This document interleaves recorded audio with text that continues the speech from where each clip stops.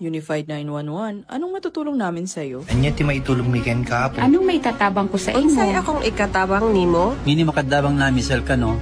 Sa anumang wika o dialekto, may tulong na darating sa iyo.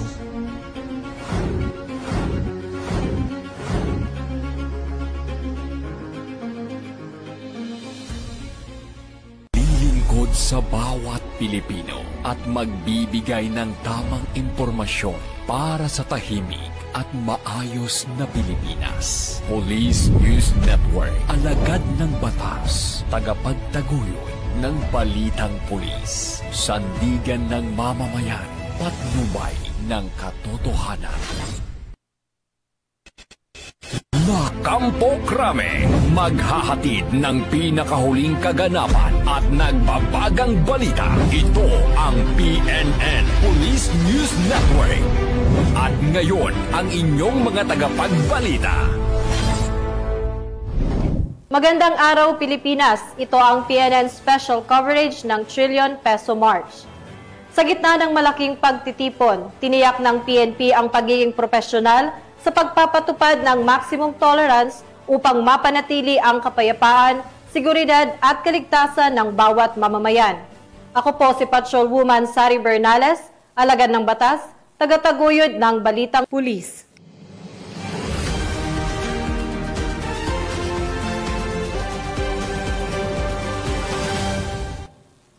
Unahin natin ang naging paghahanda at mahalagang pahayag bago ang pagtitipon.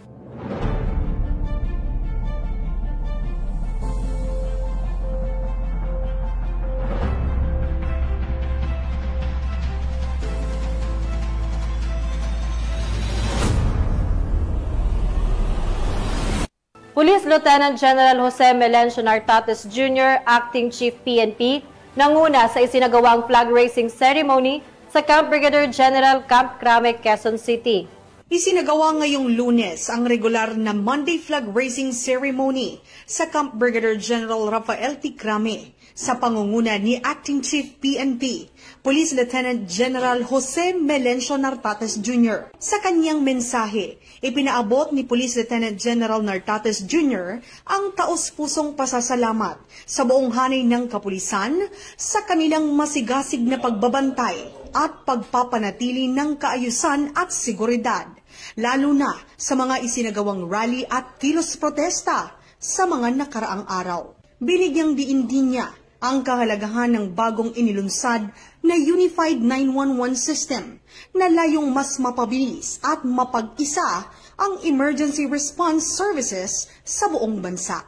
Sa pagtatapos ng kanyang panayam, muling hinimok ni Police Lieutenant General Nartates Jr. ang mga pulis na panatilihin ang mataas na antas ng integridad at dedikasyon sa kanilang tungkulin bilang lingkod bayan upang mas mapatatag pa ang tiwala ng publiko sa pambansang pulisya. I extend my heartfelt congratulations to our personnel for your recent accomplishments and for keeping our community safe, especially the way you all handled the protest rallies across the country, showing maximum tolerance while ensuring public safety. Noong nakaraang linggo ay inilunsad din natin ang Unified 911 System kasama ng ating DILG. Noon, kailangan pang kabisaduhin ang iba't ibang numero para sa iba't ibang klaseng serbisyo. Ngayon, isang numero na lang ang kailangan. Kailangan natin tandaan, isang numero na lang, 911.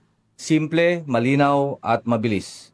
Hinihimo ko ang lahat na sama-sama nating matagumpay at sistemang ito at gamitin nating upang lubos at mapag-igi ang ating serbisyo. As we move forward, I urge all of you to continue performing your duties with dedication and professionalism. Protecting the public is not just our responsibility. It is our honor. Always observe the highest standards of conduct, exercise fairness and restraint, and remember that the trust of the people is our asset. Upang mapanatili ang kaligtasan at kapayapaan sa darating na malawakang protesta, Nanawagan si President Bongbong Marcos Jr. na panatilihing mapayapa ang naturang pagtitipon. Nagpahayag ng pakikiisa si Pangulong Ferdinand Marcos Jr. sa mga relihista kasabay ng panawagan na panatilihin ang kapayapaan sa kanilang pagtitipon. Palaman ninyo ang sentimento, palaman ninyo kung paano nila kayo sinaktan, kung paano kayo ninakawan nitong mga ito.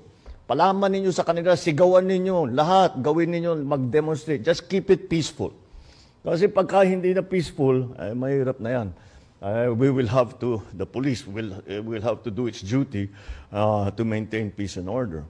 Kasabay nito, tiniyak ng mga otoridad na ang presensya ng pulisya ay para sa seguridad ng lahat at hindi upang pigilan ang malayang pagpapahayag ng saloobin. Dagdag pa ng Pangulo, ang karapatan sa pagtitipon ay dapat igalang, ngunit kaakibat nito ang pananagutan na panatilihing matiwasay ang daloy ng protesta para sa kapakanan ng nakararami. Nakaalerto ang buong hanay ng Quezon City Police District sa pagpapatrolya at pagpapaigting ng seguridad sa mga lugar na pagdadausan ng pagtitipon. Ayon sa Quezon City Police District spokesperson si Police Major Jennifer M. Ganaban, Chief Public Information Officer, patuloy ang pagmomonitor nila sa kilos protesta na gaganapin sa Setyembre 21 sa kasalukuyang taon. Ipinahayag ng Quezon City Police District na patuloy na nakikipag-ugnayan sa mga LGU upang masuri ang aktwal na dami ng kalahok at makapaghanda sa deployment ng PNP personnel. Sa kabila ng kawalan ng permit ng ilang grupo, nananatiling maayos, organisado at mapayapa ang kabuuang takbo ng mga aktibidad. Alinsunod sa panuntunan ng DILG na igalang ang karapatang magpahayag habang pinananatili ang kaayusan sa lipunan. Ang tagumpay ng seguridad sa mga nasabing protesta ay patunay ng epektibong pamumuno ni Police Lieutenant General Jose Melencio Nartates Jr., Acting Chief PNP, alinsunod sa kanyang 7-point agenda na nakatuon sa disiplina, integridad at makataong serbisyo. Sa kabila ng hamon ng mga kilos protesta, nananatiling propesyonal ang hanay ng kapulisan at patuloy ang kanilang pagbabantay sa mga susunod pang pagtitipon sa Quezon City upang matiyak ang kaligtasan ng publiko at kapayapaan sa komunidad. Yes po, continuous po yung monitoring po natin sa mga at saka intel gathering natin doon sa mga participants na mag-a-attend kasi doon po tayo nagbe-base kung ilan po yung personnel na ide-deploy natin. So ayun po, nagkakaroon din po tayo ng rehearsals ng CDM and continuous yung guidance natin sa ating mga personnel to exercise maximum tolerance during the rally. Samantala, tuloy-tuloy ang seguridad sa iba't ibang rehiyon ng bansa. Narito ang ulat ng ating mga PNN correspondents. Mahigit 50,000 pulis, nakaalerto at nakahanda sa malawakang kilos protesta. Kasunod ng panawagan ni Pangulong Ferdinand Bongbong Marcos Jr. para sa ligtas at maayos na pagpapahayag ng saloobin ng publiko, nakahanda ang Philippine National Police na magpakalat ng 50,335 na tauhan sa buong bansa upang itiyakin ang seguridad at kaayusan sa nakatakdang kilos protesta sa darating na September 21, 2025. Ayon kay Acting Chief PNP, Police Lieutenant General Jose Melencio Nartates Jr., pangunahing tungkulin ng kapulisan na protektahan ang buhay at ari-arian ng lahat habang iginagalang ang karapatan ng mamamayan na magpahayag sa mapayapang paraan. Dagdag pa rito, sinabi ni DILG Secretary John Vic Remulla na ang deployment ng PNP ay nakatuon sa police visibility, standby units, traffic management, checkpoints at border control. Binigyang diin niya na walang balak ang PNP na supilin ng mga reliyista at tiyakin na mapayapa ang pagtitipon. Hinihikayat naman ng PNP ang lahat ng lalahok sa kilos protesta na ipahayag ang kanilang saloobin sa mapayapang paraan, habang ang publiko ay pinapayuhang sundin ng mga tagubilin ng kapulisan at mga abiso sa trapiko para sa kaligtasan ng lahat. Pinagbabawal sa darating na kilos protesta Pinaalala ng Pambansang Pulisya ng Pilipinas. Pinapaalalahanan ng Philippine National Police ang publiko hinggil sa pagsasagawa ng public assemblies. Alinsunod sa batas, ang pagsasagawa ng public assembly nang walang paunang abiso o permit mula sa lokal na pamahalaan ay ipinagbabawal. Ito ay upang matiyak ang kaligtasan ng lahat, kaayusan ng publiko at maayos na daloy ng trapiko, lalo na sa mga sensitibong lugar o mahahalagang okasyon. Ipinagbabawal din ang mga sumusunod: pagdadala ng armas, mapanganib na bagay o anumang kagamitan na maaaring makasakit, pagiging marahas o paggamit ng pananakot laban sa kapwa, pagharang sa trapiko at pagsira sa publiko o pribadong ari-arian, pagkilos sa loob ng 100 metro mula sa korte, paaralan at ospital. Mahigpit na ipatutupad ang mga probisyong ito at ang sino mang lalabag ay maaaring managot sa ilalim ng umiiral na batas pambansa bilang 880 o mas kilala bilang the Public Assembly Act of 1985. Hinihikayat ng PNP ang lahat na panatilihin ang mapayapa at organisadong pagtitipon o makipag-ugnayan sa mga otoridad para sa seguridad ng bawat isa. Mahigit 3,000 pulis nakahanda na at idideploy para sa seguridad. Maghahanda ang Philippine National Police sa Bicol para sa inaasahang kilos protesta sa Setyembre 21 ngayong taon. Mahigit 3,000 pulis ang ipapakalat upang matiyak ang kaligtasan at kaayusan. Ayon kay Pro 5 Regional Director, Police Brigadier General Nestor Babagay Jr., layunin ng PNP na protektahan ang karapatan ng mga kalahok sa rally at kasabay nito tiyakin ang seguridad ng publiko at maayos na daloy ng pamumuhay sa lugar. Batay sa plano, 207 na pulis ang tututok sa civil disturbance management, habang 14 drone operators naman ang gagamit para sa aerial monitoring. Kasama rin sa deployment ang 850 na pulis para sa presensya sa mga lansangan.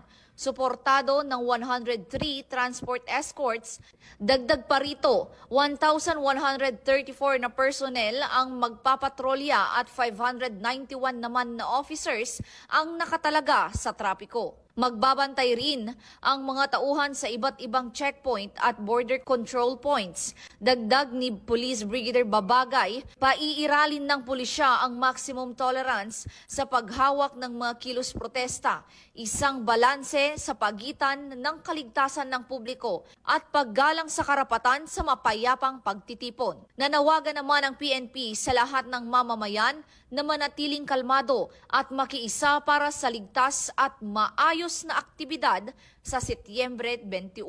Pulis Calabarzon sumailalim sa Civil Disturbance Management Drills para sa darating na malawakang kilos protesta. Naglalatag na ng paghahanda ang ating mga kapulisan sa kilos protesta na magaganap ngayong linggo, September 21, 2025. Bahagi ng paghahanda ang isinasagawang Civil Disturbance Management o CDM drills ng mga tauhan ng pulisya ng Calabarzon, kung saan sinasanay ang mga ito sa crowd control at pagresponde sa mga posibleng kaguluhan. Ayon sa ating kapulisan, hindi nila hinahadlangan ang mga malayang pagpapahayag ng saloobin, pero nakahanda silang panatilihin ang kaayusan sa araw ng protesta. Mula dito sa Calabarzon, akong Police News Network Correspondent, Patrolwoman Justice S. Obrero, alagad ng batas, tagataguyod ng balitang pulis.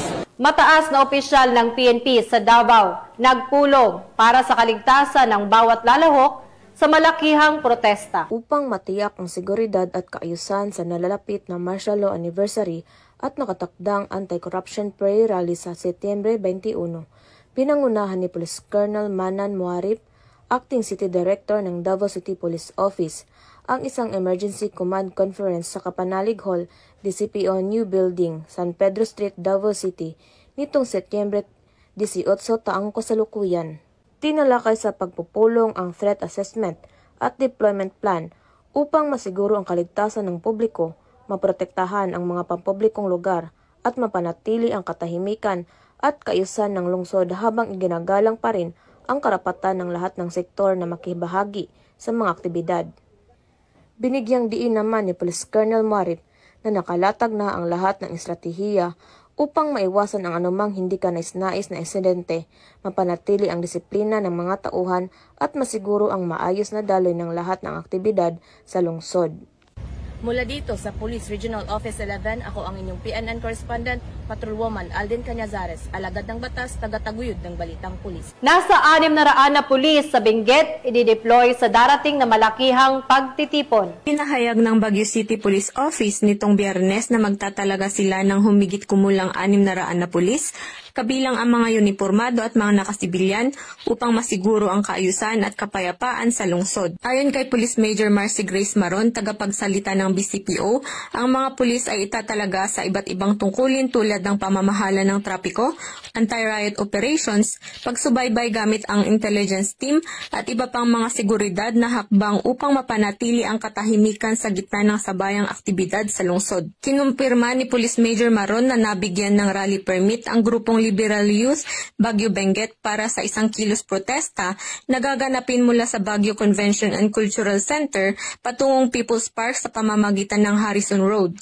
Ang permit ay may takdang oras at ito ay hanggang alas 12 ng tanghali lamang. Bukod sa nasabing rally, magsasabay-sabay rin ang iba pang aktibidad sa lungsod kabilang ang pagsasara ng Session Road bilang bahagi ng Charter Day ng Baguio, ang Unity Walk ng Baguio Benguet Medical Society mula sa Cathedral Church patungong Harrison Road at ang Hari ng Ahon na isang patimpalak sa pagbibisikleta. Sa kabila ng dami ng mga aktibidad, nananatiling positibo ang BCPO na magiging mapayapa ang lahat ng kaganapan.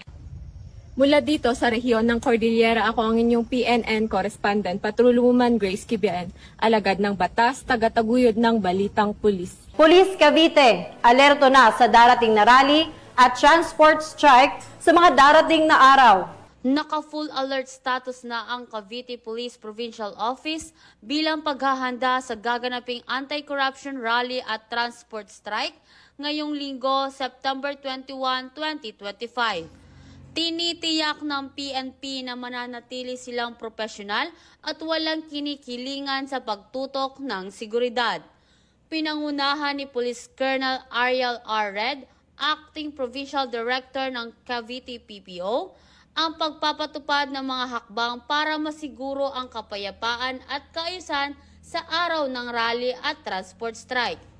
Itinaas na sa full alert ang lahat ng pwersa ng Cavite PNP, kabilang sa mga ipatutupad na hakbang ang pagmomobilisa ng 27 police vehicles na magsisilbing libreng sakay para sa mga maaapektuhan ng tigil pasada. Ayon kay Police Colonel Red, pangunahing misyon ng PNP ang protektahan ang publiko, pangalagaan ang demokratikong karapatan at tiyakin na mapayapang maisasagawa ang mga pagtitipon. Mula dito sa Calabarzon, ako ang inyong Police News Network correspondent, Patrolwoman Jessicris S. Obrero, alagad ng batas, tagataguyod ng Balitang Pulis. Pulis sa Metro Manila, naka-full alert status na para sa kahandaan ng malakihang protesta sa NCR. Inatasan ni Pangulong Ferdinand Bongbong Marcos Jr. ang Philippine National Police na ilagay sa full alert status ang lahat ng unit sa National Capital Region simula alas 5 ng hapon kahapon ng September 19 bilang paghahanda sa nakatakdang anti-corruption protest rally sa September 21. Ayon sa PNP, mahigit 50,000 pulis ang ipinwesto sa iba't ibang panig ng bansa habang nakikipag-ugnayan din sa Armed Forces of the Philippines at iba pang ahensya ng pamahalaan para sa mabilis na pagtugon at magkakaisang seguridad. Tiniyak ng National Capital Region Police Office ang buong puwersang deployment habang nakahanda rin ang mga Police Regional Office at Reactionary Standby Support Force para sa agarang pagresponde kung kinakailangan. Binigyang diin din ni Acting Chief PNP, Police Lieutenant General Jose Melencio Nartates Jr. na ang hakbang ay proactive measure upang protektahan ang karapatan sa mapayapang pagtitipon at maiwasan ang anumang banta sa kaayusan. Hinimok naman ni PNP spokesperson, Police Brigadier General Randolph Tuanyo, ang mga organizer at kalahok ng kilos protesta na makipag-ugnayan sa lokal na pamahalaan at sumunod sa batas upang matiyak ang maayos na daloy ng aktibidad. Nanindigan ng PNP na mananatili itong tapat sa konstitusyon at patuloy na magsisilbing bantay para sa ligtas at payapang pagdaraos ng anumang lehitimong aktibidad. Daang-daang Pasigueño nakiisa sa outreach program at information drive sa Pasig City. Upang higit pang mapalakas ang ugnayan ng kapulisan at mamamayan, nagsagawa ng community outreach program at information drive ang mga tauhan ng Arpicado NCR, katuwang ang DICAD Eastern Police District, Pasig City Police Station at Force Multiplier ng Barangay Pinagbuhatan, Pasig City. Layunin ng aktibidad na palawakin ang kaalaman ng komunidad tungkol sa mahalagang batas at isyu ng lipunan. Nagbigay ang kapulisan ng mga lecture ukol sa Anti-Terrorism Law, Safe Space Act, Violation Against Women and Children's Act, Drug Awareness at Anti-Fencing Law. Kasabay nito, namahagi rin ng information, education, and communication materials at food pack sa tinatayang 325 residente ng barangay. Sa kanyang mensahe, binigyan diin ni Police Major Leomar V. Vicente, Admin PCO ng Eastern Police District DICAD, ang kahalagahan ng pagtutulungan ng komunidad at kapulisan upang mapanatili ang kapayapaan at kaayusan sa lungsod. Mga kababayan, magandang umaga. Nandito po kami sa Sitio Ilugin, Barangay Pinagbuhatan, Pasig. At makita nyo naman sa ating likuran, nandito yung mga residente ng Barangay Pinagbuhatan. At tayo ay may community engagement, no? Tayo ay kasalukuyang nagbibigay ng awareness lecture para sa ating mga kababayan tungkol sa BAUSI, anti-bastos law, anti-illegal drugs, terrorism, at mga lecture na pwede na lang pakinabangan para hindi sila maging biktima o kaya maging violator ng batas, no? So maganda itong activity na to kasi dito natin nakakausap ang mga komunidad at mabigyan natin sila ng kaalaman tungkol sa mga batas na dapat nilang isaalang-alang, no?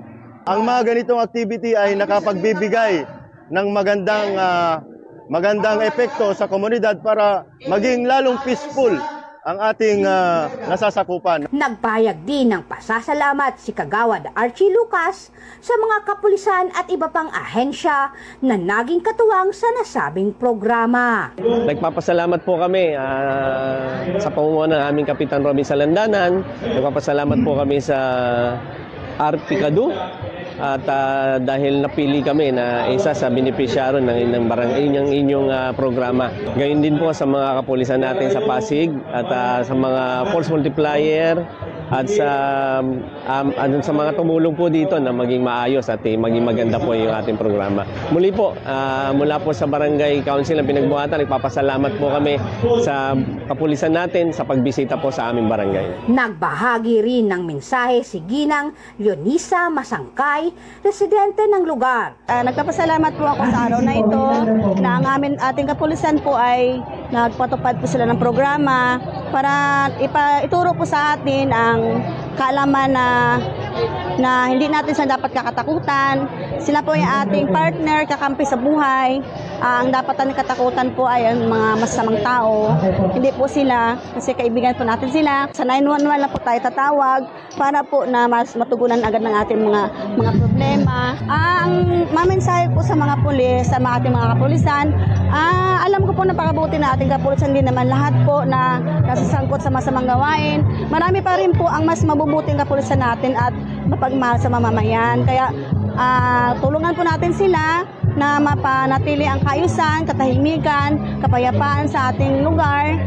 Dahil sila lang po ang ating mga malalapitan at makakatulong po sa atin. Kaya maraming salamat po sa araw na ito na nandito po sila at marami po kami natutunan sa kanila. At Ginang Monet Balmos, miyembro ng Force Multiplier, ng kanilang suporta at pasasalamat sa proyektong hatid ng kapulisan. Nagpapasalamat pa ako sa mga kapulisan ng Pasig, sa region, sa pagpunta po sa lugar namin sa Barangay Ilugin at pamimigay po ng mga food pack sa mga kababayan natin dito sa Ilugin, sa pinabuhatan po. Maraming salamat po sa mga kapulisan natin, lalo na po sa kay Police Colonel Elmo Guevara, sa kay Police Major Vicente, sa Police Captain Rizal Guevara po.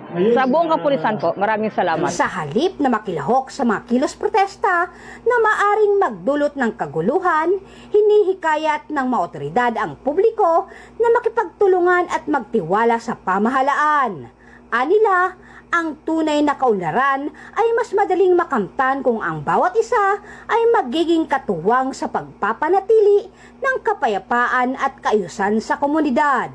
Mula dito sa Metro Manila, ako po ang inyong PNN correspondent, Patrolwoman Ivy Corporal, alagad ng batas, tagataguyod ng balitang pulis. Mga stranded na pasahero, natulungan ng libreng sakay ng PNP sa Bicol at Calabarzon. Noong Setyembre 18, taong kasalukuyan, ang programang libreng sakay ng Police Regional Office 5 sa pamumuno ni Police Brigadier General Nestor C. Babagay Jr., Regional Director sa iba't ibang bahagi ng rehiyon bilang tugon sa 3 araw na nationwide transfer strike. Bilang bahagi ng serbisyong publiko, inihanda ng Police Regional Office 5 ang humigit kumulang 122 na sasakyan na gagamitin para maghatid ng mga pasahero na naapektuhan ng tigil pasada. Kabilang sa mga sasakyang ito ang mga patrol cars, trucks at iba pang uri ng service vehicles ng pulisya na maaaring magsakay ng maraming pasahero upang matulungan ang mga manggagawa, estudyante at iba pang sektor na umaasa sa pampublikong transportasyon sa kanilang araw-araw na biyahe. Layunin ng inisyatibong ito na maibsan ang abala at pasanin ng publiko at matiyak na hindi maantala ang kanilang mahalagang lakad, lalo na ang mga estudyanteng may klase at mga manggagawang kailangang pumasok. Dagdag pa rito, tiniyak rin ng ating kapulisan na ang mga biyahe ay ligtas, maayos at walang bayad bilang bahagi ng malasakit at serbisyo para sa sambayanan. Mula dito sa Bicol Region, ako po inyong PNN correspondent, Police Corporal Dr. Charis C. Casasos, alagad ng batas, tagataguyod ng balitang pulis. Bilang tugon sa inaasahang abala sa transportasyon sa Setyembre 21, inilunsad ng Philippine National Police sa Calabarzon ang programang libreng sakay para sa mga pasaherong maapektuhan ng rally at posibleng pagtigil pasada. Ayon sa Police Regional Office 4A, ipapakalat ang mga mobile patrol units mula sa iba't ibang lungsod at munisipalidad sa rehiyon, kabilang ang Calamba, Batangas City, Antipolo, Lucena, Dasmariñas at iba pa. Bukod sa libreng sakay, nakadeploy na rin ang mga pulis upang bantayan ang kaayusan sa mga lugar na inaasahang dadaanan ng mga rallyista. Paalala naman ng PNP, bukas ang kanilang mga istasyon para sa mga nangangailangan ng tulong o impormasyon tungkol sa mga libreng sakay. Patuloy din ang panawagan para sa mapayapang kilos protesta. Mula dito sa Calabarzon, ako po ang inyong Police News Network Correspondent, Patrolman Joshua Cruz, alagad ng batas, tagataguyod ng balitang pulis. NCRPO nakahanda sa pagbibigay ng serbisyo publiko sa darating na transport strike higil sa malaking pagtitipon. Isinagawa ngayong araw ang malawakang transport strike na nakaapekto sa ilang bahagi ng Metro Manila. Dahil dito agad na naglatag ng seguridad at aksyon ang National Capital Region Police Office o NCRPO upang matiyak ang kaligtasan at kaayusan ng mga residente at rallyista. Ayon sa NCRPO, mahigpit ang kanilang pagbabantay sa mga matataong lugar gaya ng mga terminal, kalsada at pangunahing lansangan na inaasahang maaapektuhan ng kilos protesta. Nagtalaga rin ng mga tauhan at sasakyan ang pulisya upang magsilbing libreng sakay para sa mga commuters na naipit sa tigil pasada. Dagdag pa rito, nakipag-ugnayan ang NCRPO sa mga lokal na pamahalaan at iba pang ahensya ng gobyerno upang masiguro ang mabilis na pagtugon sa mga pangangailangan ng publiko.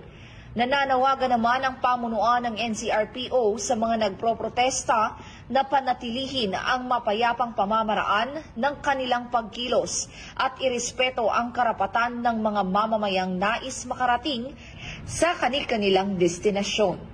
Sa darating na 3 araw na tigil pasada, ang PNP ay nakaalerto at nakahanda sa pagbibigay ng serbisyo sa mamamayan at patuloy na pinapaigting ang seguridad. Titiyakin ng Philippine National Police na magiging payapa at ligtas ang 3 araw na tigil pasada na nagsimula ngayong September 17 at tatagal hanggang September 19. Mahigpit na binabantayan ng kapulisan ng Metro Manila at iba pang bahagi ng bansa, lalo na ang mga lugar na may ulat ng karahasan laban sa mga tsuper na hindi nakikiisa sa protesta. Ayon kay Acting PNP Chief, Police Lieutenant General Jose Melencio Nartates Jr., inatasan niya ang mga police commander na paigtingin ang police visibility sa mga lugar na may demonstrasyon at kilos protesta ng mga tsuper at operator.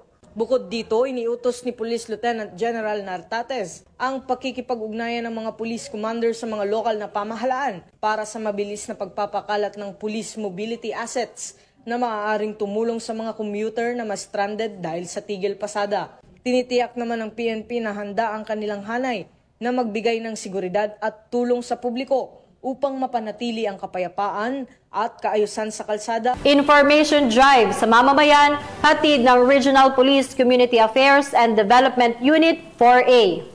Bilang bahagi ng mas pinaigting na pakikipag-ugnayan ng pulisya sa mamamayan, matagumpay na naisagawa ng Regional Police Community Affairs and Development Unit 4A sa pamumuno ni Police Colonel Mildred E. Patam ang isang outreach program at information awareness drive sa Sitio Buntog, Barangay Canlubang, Calamba City, Laguna. Sa pakikipagtulungan ng Napolcom Calabarzon, ARCAD Proper A, Calamba Component City Police Station, RMFB Corao at Nariag, matagumpay na naibigay ang libreng legal consultation, libreng eyeglasses, libreng medical consultation at libreng lugaw para sa mga senior citizen ng nasabing lugar. Bukod pa dyan, nakatanggap din ng food packs at loaf bread ang mga benepisyaryo. Kasabay ng nasabing aktibidad, isinagawa rin ang pamamahagi ng impormasyon hinggil sa crime prevention, rape awareness at violence against women and their children act na naglalayong magbigay kaalaman at dagdag proteksyon. Lubos ang pasasalamat ng mga dumalo sa mga serbisyong handog ng kapulisan, katuwang ang iba't ibang ahensya. Maraming salamat sa kapulisan na nagbigay ng panahon para kami ay magkaroon ng katahimikan at kaalaman sa batas na hindi namin nalalaman. Maraming salamat po sa inyong lahat. Umaga nga po pala sa inyong lahat. Maraming salamat po sa mga kapulisan na muli pong bumalik sa amin. Okay, sunod po itong row po dito. Pila po tayo. At na naman po ng pagkakataon na magkaroon ng mga senyor ng salamin. Kaya kami po ay lubos na nagpapasalamat po sa grupo po ng mga pumunta rito, mga kapulisan. Salamat po sa inyo. Ang ganitong mga gawain ay nagbibigay ng tiwala ng mamamayan sa kapulisan at nakakatulong sa pagbibigay ng serbisyong may malasakit para sa komunidad. Mula dito sa Sitio Buntog, Barangay Canlubang, Calamba City, Laguna, ako ang inyong Police News Network Correspondent, Patrol Woman Priscel May T. Urbano, alagad ng batas, tagataguyod ng Balitang Pulis. Police Lieutenant General Jose Melencio Nartates Jr., ang Acting Chief PNP, ay personal na nag-inspeksyon ng mga lugar sa Manila para masiguro ang kahandaan ng kapulisan sa darating na malawakang protesta. Tiniyak ng Philippine National Police ang buong kahandaan para sa nakatakdang anti-corruption rally bukas, September 21, alinsunod sa direktiba ni Pangulong Ferdinand Bongbong Marcos Jr. na protektahan ang kaligtasan ng publiko at igalang ang karapatan sa mapayapang pagtitipon. Personal na ininspeksyon ngayong Sabado ni Acting Chief PNP Police Lieutenant General Jose Melencio Nartates Jr. ang mga pangunahing lugar sa Metro Manila upang masiguro ang ganap na koordinisasyon ng mga tauhan at plano. Kabilang sa kanyang mga pinuntahan ang MMDA Command Center kung saan tinalakay ang mga plano sa trapiko upang mapanatiling maayos ang daloy ng mga kalsada at ang DILG Unified 911 System Office na magsisilbing sentrong command at signal center para sa mabilis na tugon ng pulisya, bumbero at medical teams. Nag-ikot din si Police Lieutenant General Nartate sa mga istasyon ng pulisya, tren at mga lugar ng pagtitipon tulad na lamang ng Mendiola, EDSA Shrine at People Power Monument, kung saan nagbigay siya ng paalala sa mga pulis na nakadeploy at tiniyak ang seguridad ng mga pasahero at venue ng kilos protesta. Iginiit ng Philippine National Police ang panawagan sa pakikiisa ng mga kalahok at ng publiko upang masiguro ang isang ligtas, maayos at mapayapang rally. Patuloy na nakaalerto ang lahat ng unit at minomonitor ng mabuti ang sitwasyon habang inuuna ang kaligtasan ng publiko at pinapangalagaan ang karapatan ng bawat mamamayan. Sa lahat ng pagkakataon, ang PNP ay nananatiling katuwang ng sambayanang Pilipino, tagapagtaguyod ng kapayapaan, katiwasayan at kaligtasan. At ito ang PNN Special Coverage ng Trillion Peso March. Ako po si Patrolwoman Sari Bernales. Maraming salamat at magandang araw, Pilipinas.